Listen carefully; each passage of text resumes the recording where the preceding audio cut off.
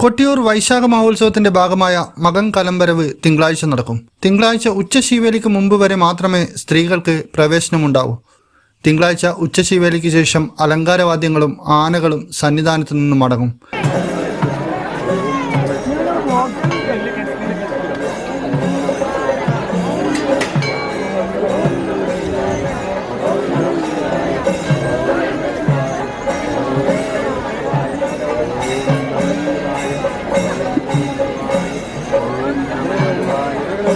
ശനിയാഴ്ച ഭഗവാന് മൂന്നാമത്തെ ചതുശതമായ ആയില്യം ചതുശതം നിവേദിച്ചു.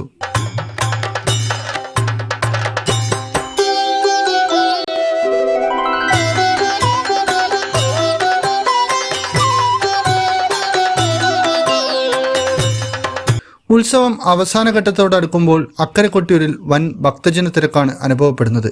പുലർച്ചെ ആരംഭിച്ച ഭക്തജന തിരക്കിൽ പടിഞ്ഞാറെ കിഴക്കേ നടകളിലെ ദർശന ക്യൂ നീണ്ട മണിക്കൂറുകൾ നിന്നതിന് ശേഷമാണ് ഭക്തജനങ്ങൾക്ക് അക്കരെ സന്നിധിയിൽ ദർശനത്തിനായി എത്താൻ സാധിച്ചത്.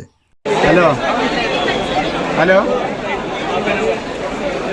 ഹലോ കേൾക്കുന്നുണ്ട്. അവിടെ പാലത്തിന് മേലെടുത്ത് നിൽക്കുന്നുണ്ടോ? ഇരുമ്പ് പാലത്തിന് മേലെ കേൾക്കുന്നുണ്ട്.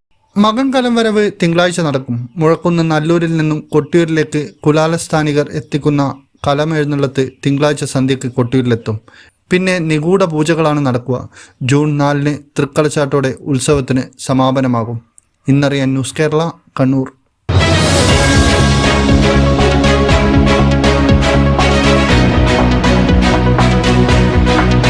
വിവാഹ പർച്ചേസുകൾക്ക് കുറഞ്ഞ പണിക്കൂലിയിൽ സ്വർണം മുൻകൂട്ടി ബുക്ക് ചെയ്യാൻ അഡ്വാൻസ് ബുക്കിംഗ് സ്കീം. പണിക്കൂലിയിൽ 50% വരെ ഡിസ്കൗണ്ട് നേടാൻ മൈ ഗോൾഡ് സേവിംഗ് സ്കീം. പണിക്കൂലി ഒന്നുമില്ലാതെ സ്വർണ്ണാഭരണം സ്വന്തമാക്കാൻ ഗോൾഡൻ ബഡ് സ്കീം. എന്നും വിശ്വസ്തയോടെ സ്വർണം സ്വന്തമാക്കാൻ ആരാധന jewellery, Bangalore and city centre, Kannur, ഫാഹേൽ and Maliya, Kuwait.